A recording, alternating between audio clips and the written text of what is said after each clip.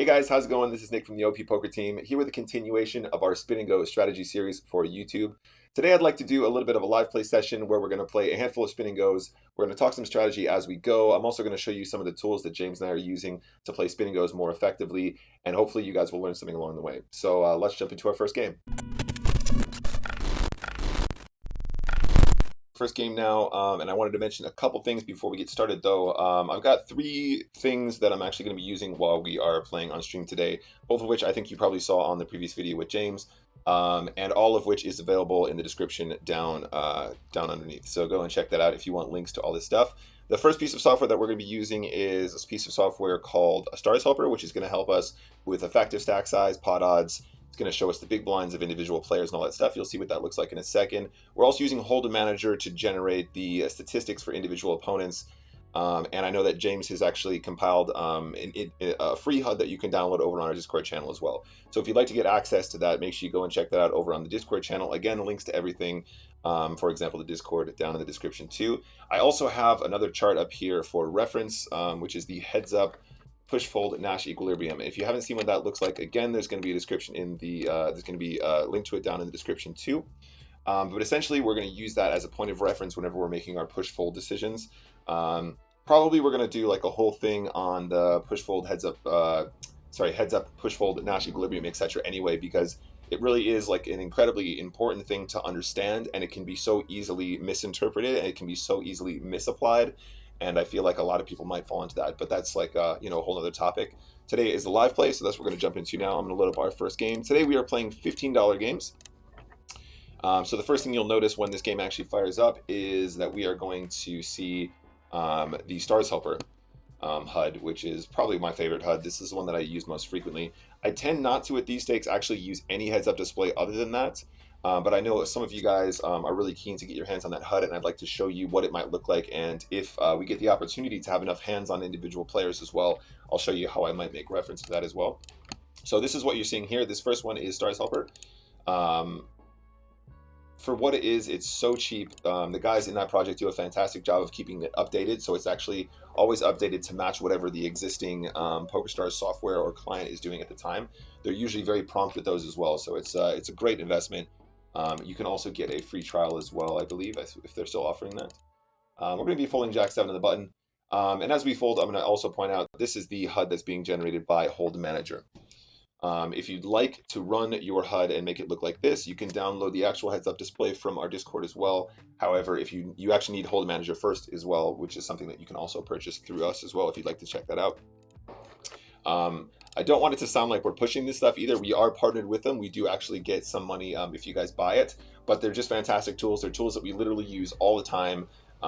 As I said, I don't use Hold'em Manager necessarily for the statistics, especially when we're playing Spin and Goes, where I know that I'm not playing people often enough to really glean any really juicy information from them that's going to be super helpful in these spots.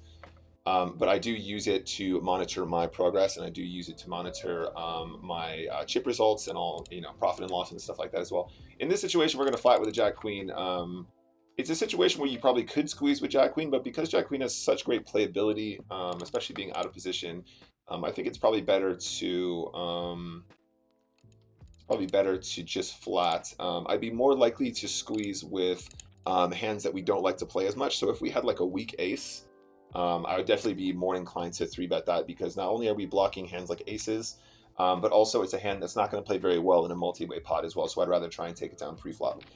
It's unusual for us to fold to such a small bet size there, but because we have a player to act behind us and we really have no idea what kind of stuff he might have, I think it's appropriate to make the fold.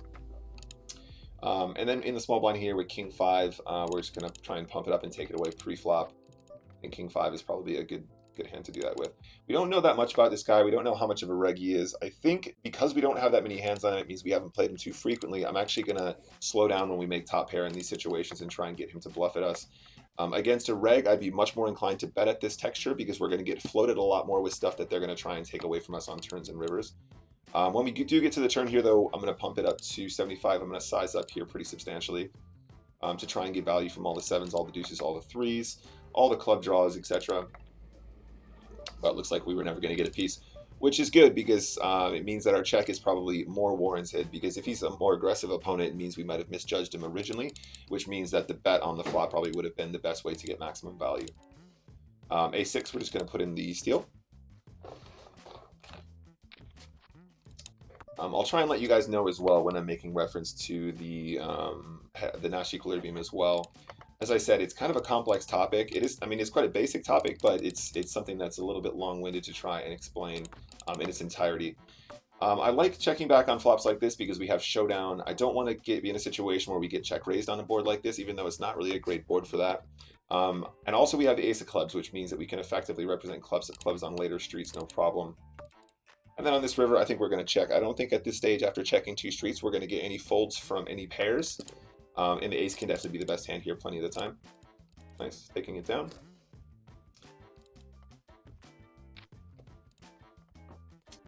Cool.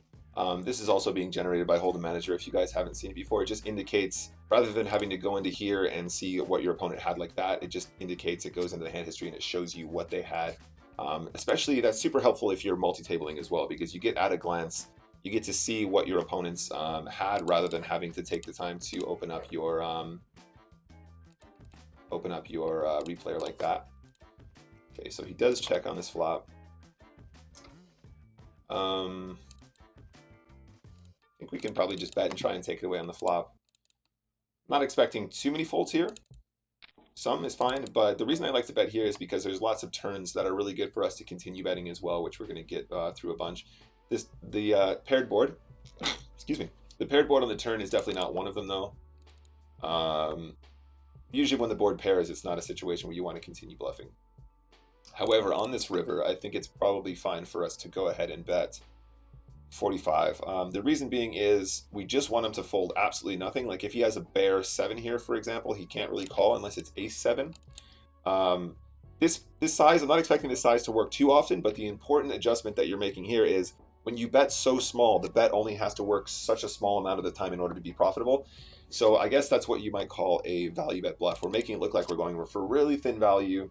And if he has absolutely no hand, it's a really hard spot for him to call. If he has king 7, if he has ace 7, he might kind of make a hero call because it's a double paired board.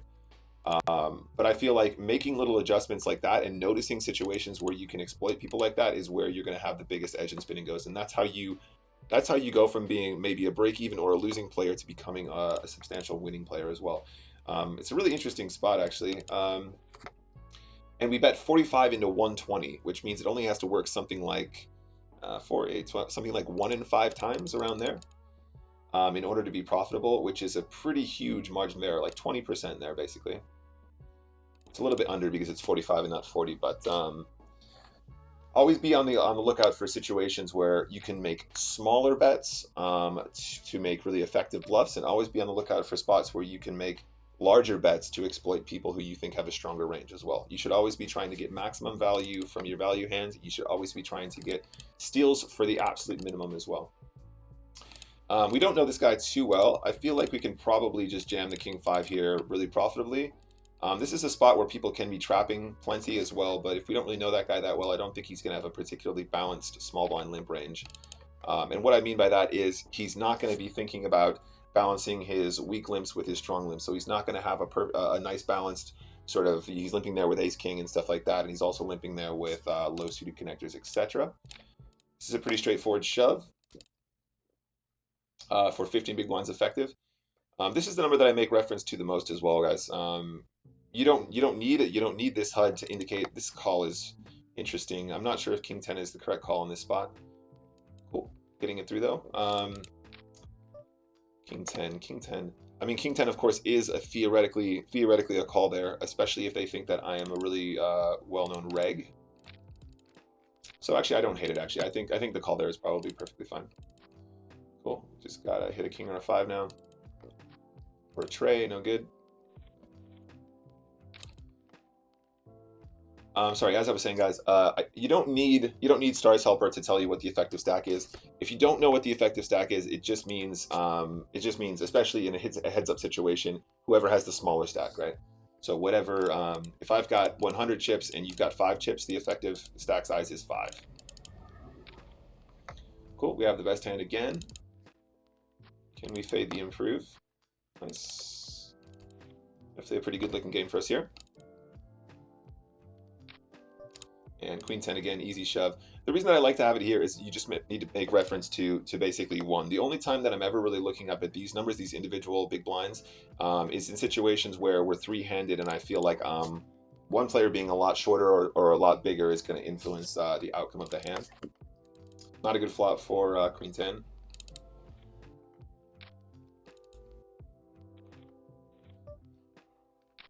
Okay, easy shove with twos again as well. Again, we're really, really low in big blinds here, so we're going to be shoving a very, very wide range. I haven't actually made reference to the heads up push fold once, but that's kind of just because I've got a lot of this memorized.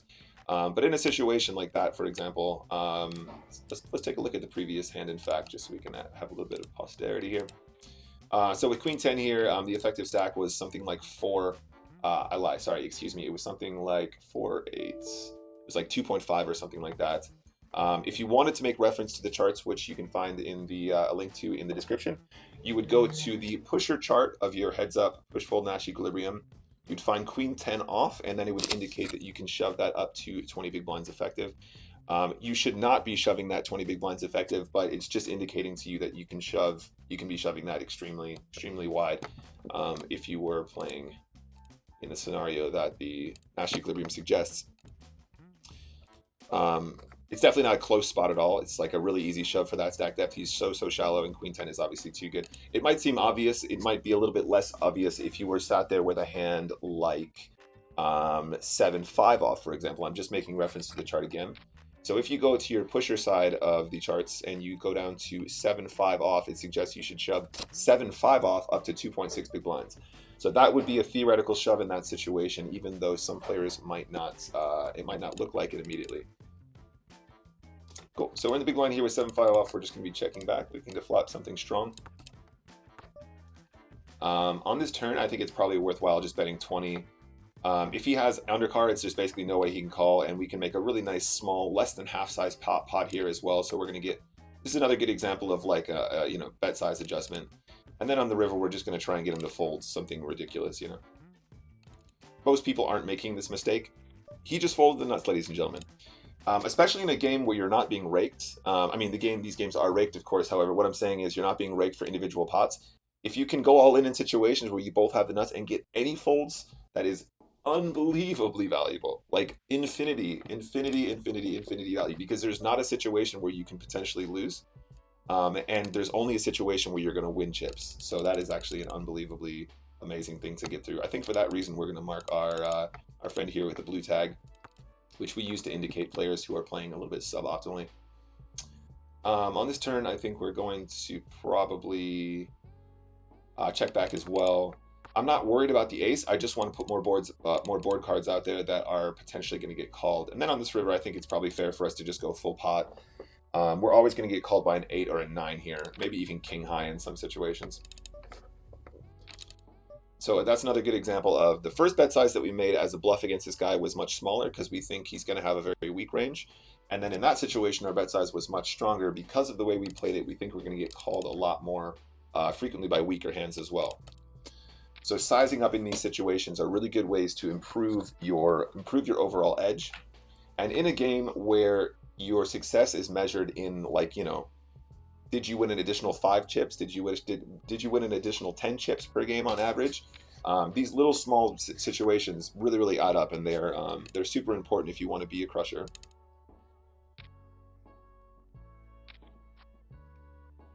Super, super, super important. Like, I can't even impress upon you how important. We talk about this on stream a lot as well. So for those of you that don't know, the way that spin and go players measure their success in games is they measure it in what we call average chip EV, which is the average number of chips that you should win or you win in terms of expected value. So anything above 50 is usually considered pretty strong. So if you put that into perspective, right? So if you are winning on average 50 chips per game, you're considered a pretty good player, right? Depending on the stakes, obviously, if you're playing lower, it should be a lot bigger, but that's always kind of just a good rule of thumb that I like to make reference to, considering most people are playing, $7 stakes or whatever. think about that in terms of individual pots, right? So if you want to be winning on average 50 or more, winning an extra 10 chips in certain situations is like it makes a huge difference. You're increasing your overall ROI very substantially in a situation that's measured in very, very small edges. So it's important that you take your time with your bet sizes and you try and get those cheeky bluffs through like we did in the previous game. This guy is marked in red. I think this guy was probably confirmed basically good reg actually from our previous game. And definitely over time as well, you guys will get a better game sense for spotting the stronger players faster. Or getting like a sense for how a player plays much quicker, even after maybe 1 or 2 hands. Okay, we don't have any spades, so we're definitely going to go ahead and pump this up to like 90 here. A little bit of a dangerous spot because a lot of small blind calling ranges consist of King X. But, you know, I think for the most part, you're just going to be going broke there a lot. This guy is definitely a confirmed weak player. Folded with nuts on board. And another note that we want to make is huge bet size X1. We'll obviously, we'll obviously continue to add to this, you know, 2, 3, 4, the more it happens. The important thing that we're trying to glean here is whether or not there's a differential between strong hands and weak hands. So there are certain opponents, especially at some of these lower stakes, who will make a min raise with all of the stuff that they feel confident playing, and then they'll make a large raise with the stuff that they feel like they want to protect, or they'll make small bets with weak hands and they'll make huge bets with strong hands. And knowing that information is just so unbelievably important when deciding what you're going to shove and what you're going to shove and what you're not going to shove. This is definitely a limp trap against a reg. We're going to limp and hope that he goes all in, or he's going to indeed just ISO and we can shove. Checking back on this flop. Checking again. I think a strong player probably would bet a diamond flush draw by now, so we're not really protecting against something like that.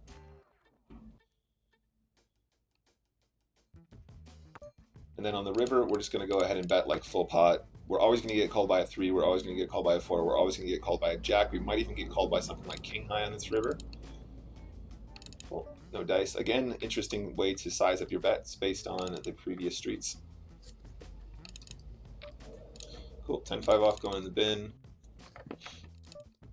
King 6 off. I think we are going to min raise at the stack depth.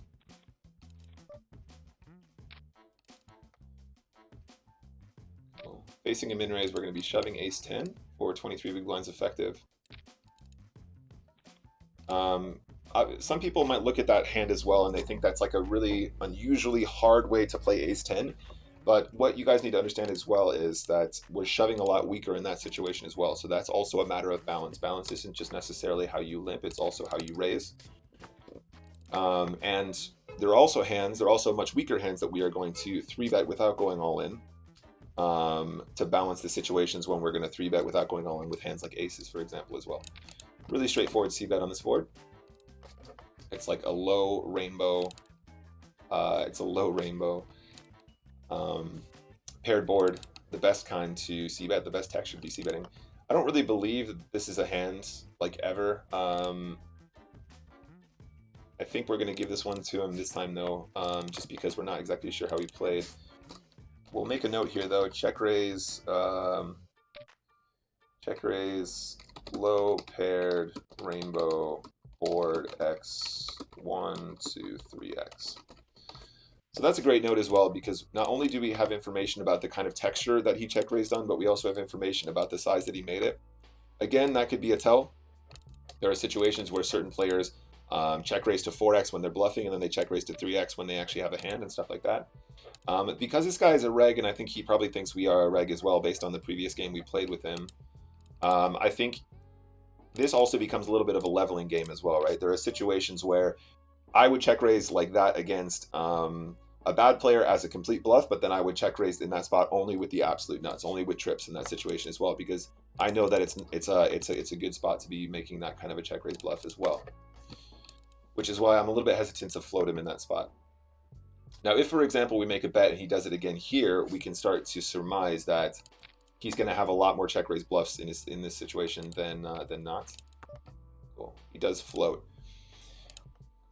So if he turns up with a 6 here, we can pretty much figure out that he's check raising on these kind of flops as a bluff, but he's never check raising with trips.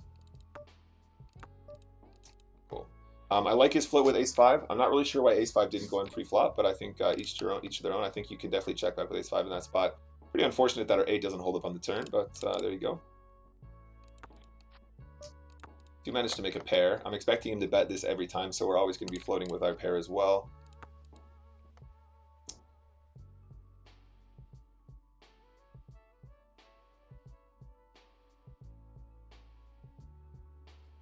Just deciding whether or not he wants to put in his second barrel.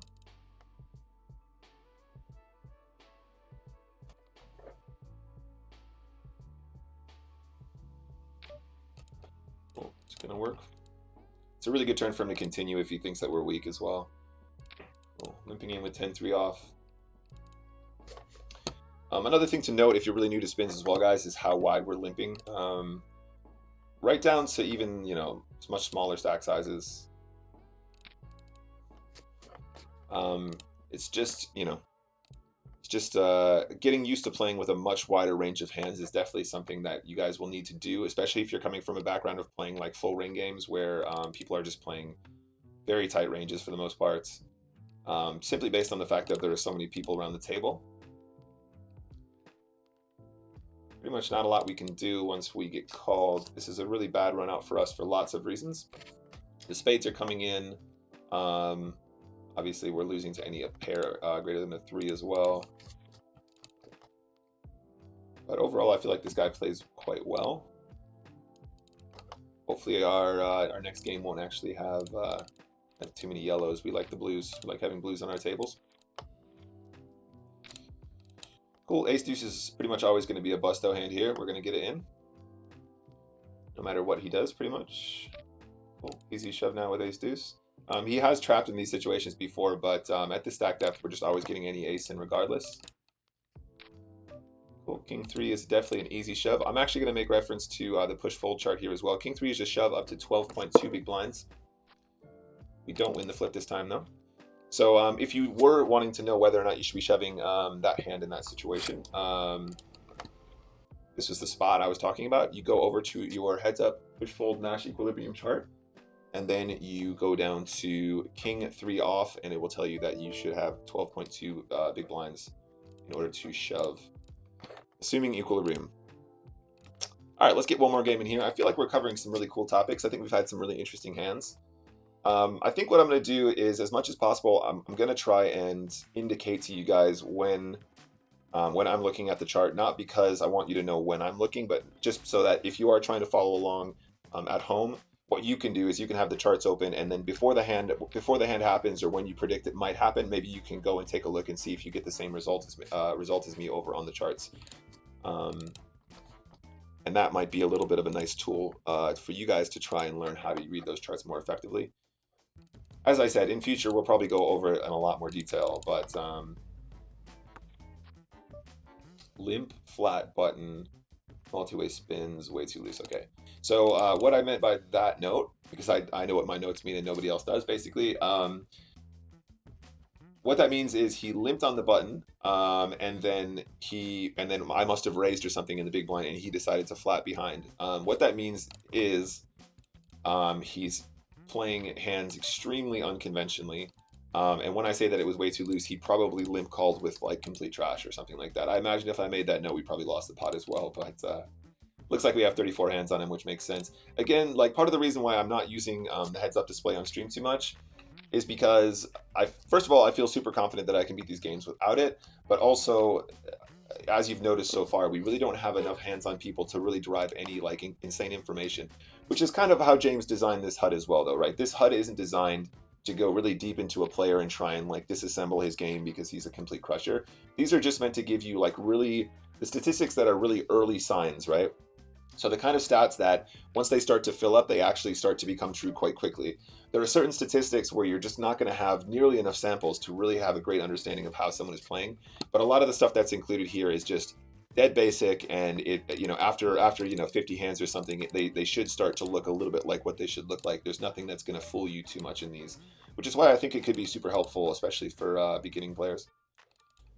I really like this guy's bet as a bluff. This guy's super short behind me though, so there's definitely no room for us to get funny. If we If we decided to raise there and then he goes on behind us, it's just a huge waste of chips. This is a pretty easy shove with sevens. Cool, we get called by Jack Queen. I really hate this play. I think this is a terrible, terrible play. He has great equity against our hand specifically, but that's definitely just, you don't want to put yourself in a situation where you limp call 25 big blinds with Queen High. Queen Jack is just such a nice hand as well. Just min raise fold, I guess, Queen Jack, or limp fold, or limp and try and see a flop, and then if somebody jams, you fold as well. You're just never really going to have the best hand in that scenario. And now what do? King Queen has such great playability in this spot. I think what we'll do is we'll put this gentleman all in behind us here. So it's 130 total. And then obviously what we have a note that this guy does this too loose as well, which means we're probably going to have the best hand more often than not. And then once we get to this flop, there's not a lot we can do. There's not really a bet size that doesn't commit us to a call, so we're just going to have to try and get to a king or a queen now at this point. Or indeed, we can just get to the river and have the best hand too. Yeah, we're calling 20, of course. There we go. And now we're going to go for some really nice thin value. Sorry, not thin value, excuse me. We're going to try and get a thin call from our opponents here. 80 seems like we might get a call from a 7 or something, I guess. Maybe even ace high, like ace high with the clubs or something like that. That would be enough to cripple him as well. Nice, perfect. Well, cool. Let's take a look at what they both had. Actually, Hold'em Manager will tell us as well, but we can take another look. This guy's Jack 4 off, so we got it in good against this gentleman. If we knew, I'm surprised we don't win the game here, actually, in this situation. This guy actually ends up with a king, which means we were beating him the whole way, so the call on the turn was perfect too. I'm surprised he doesn't bet here. This is a perfect river for him to try and get like max value.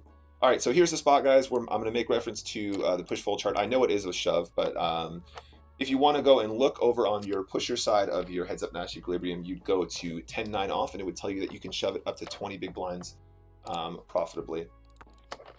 So it's miles and miles and miles into a shove for 6 big blinds effective.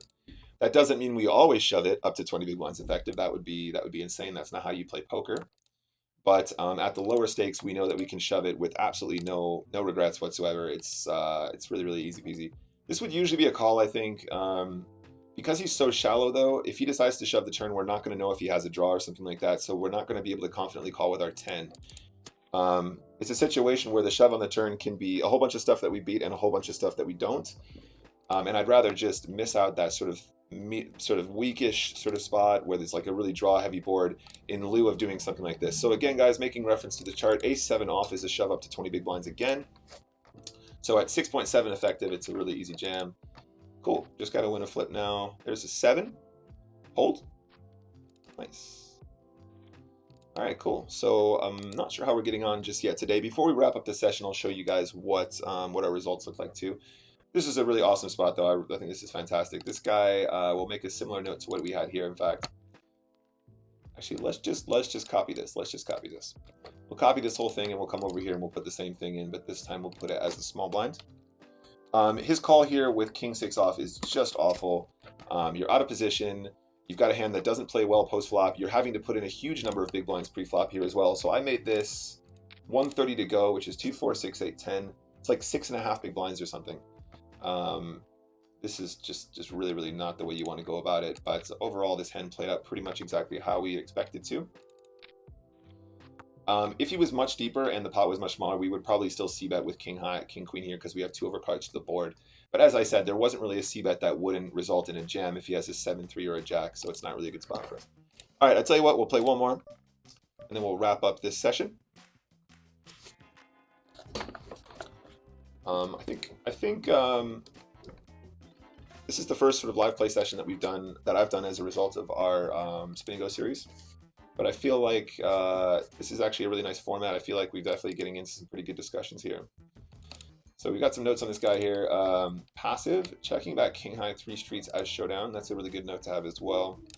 Did not shove ace 2's 13 big blinds effective out of position. Okay, so the notes that we're trying to glean from this guy are, first of all, he's not so super aggressive, but it looks like he's not super aggressive in a way where he actually kind of knows the strength of his hand. So he is aware of the fact that hands like King High can be strength. So we shouldn't be trying to bluff him whenever he's showing weakness necessarily. Whereas some opponents, whenever they show weakness, they're always giving up. Another really important note is, at 13 big blinds effective, heads up, he did not shove ace deuce off, which is pretty much super standard. So there are lots of situations when you'll see me on stream and I'll be talking about how someone has a capped range, like he'll never have an ace here, he'll never have an ace here. That's something that you guys hear me say probably nonstop over on stream. But in this situation, he is capable of having aces in those situations. So it's really important that we don't try and cap this guy's range because it looks like he just isn't going to have the kind of range that we're expecting him to have. Okay. Okay.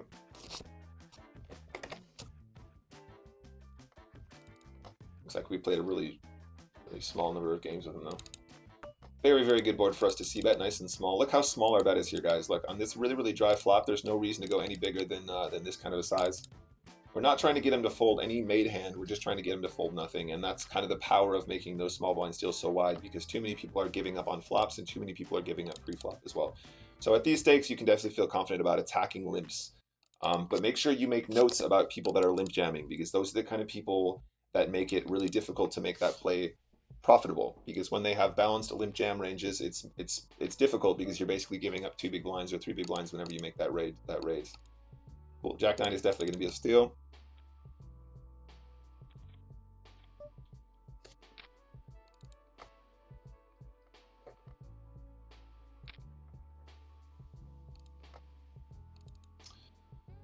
Six, 7 would definitely be a defend here. 7-4 off is a little bit probably on the wide side. Probably is marginally profitable, but we can avoid some of those spots, especially when we're playing weaker opponents.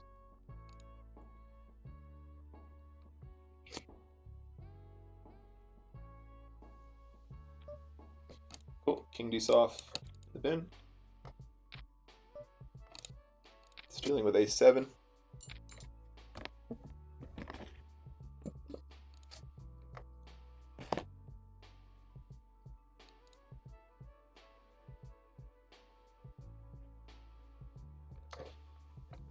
Just while we're waiting here, guys, I'd also really appreciate if you guys could let me know what kind of a length you want. I think James's original video was something like 15 minutes, but let me know if you want these to be more bite-sized.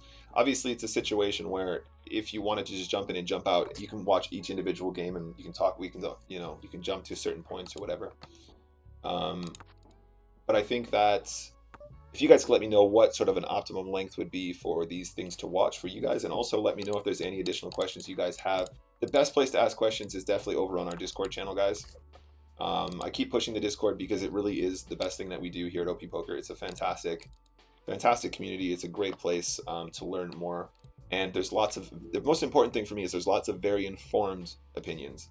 On poker forums, you have lots and lots of people who have lots of opinions about certain ways that you should play hands, etc. And you're never really sure of the source unless you actually know the person specifically. That, I guess the same is sort of true about our Discord channel, but I can tell you that there are many people, the voices of which are the loudest are actually some of the best players that I know, and they're all very technically skilled in the formats that they discuss in the specific channels as well. So, for example, in the Spin and Go channel, you've got a bunch of people that I know are excellent at spins, and when they speak, they're not speaking out of turn. They're speaking from knowledge. Overall, it's a really friendly place. It's a great place to hang out if you just want to be a part of a poker community and you like the game as well.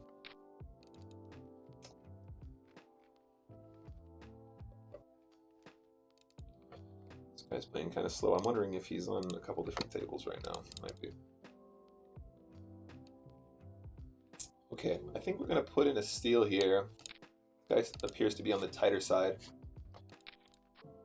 You get a call. This is a really good spot to be c-betting. I don't think we want to bet less than 50 though. Let's put in a 50 bet. We do get a call. Not a great turn for us to continue betting, so I think we're going to slow down now. Queen on the river might be nice. A really big bet.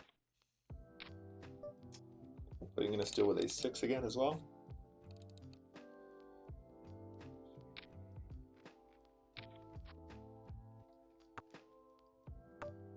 Cool. I think this is a great spot to put in a c-bet. I think half pot is probably appropriate.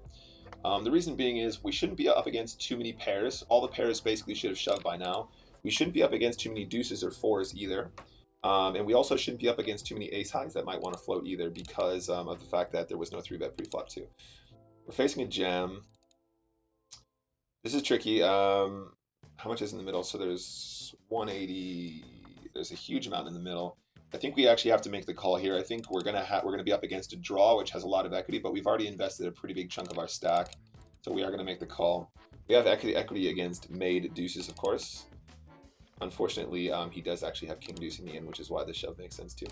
So in this scenario, let's take a look at how much equity we actually had. Let's try and do some math here to see if our call was right. Okay, so at this stage, I'm going to get up a calculator because my math skills are pretty weak. So there's 180 in the middle. 180 in the middle, plus 90, plus 90. Why am I doing this? That's 360. Of course it is. 360, and we have 255 behind. So we are calling 360 plus 255 plus 255. So the total pot would be 870. So we're calling 255 divided by 870.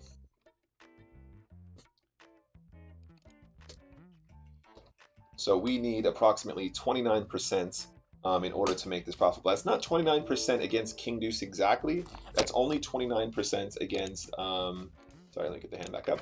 That's only 29% against his entire range. So in a scenario where he's bluffing, obviously we're going to have the best hand. In a scenario where he has a draw of some variety, like maybe like a flush draw, a flush draw is probably not a great one for us because he's going to have live cards as well as having the flush draw as well. So that's not a great spot for us. If he has a straight draw, which seems unlikely as well, we're not going to be doing so great. So let's take a look at what the actual equity was when we called.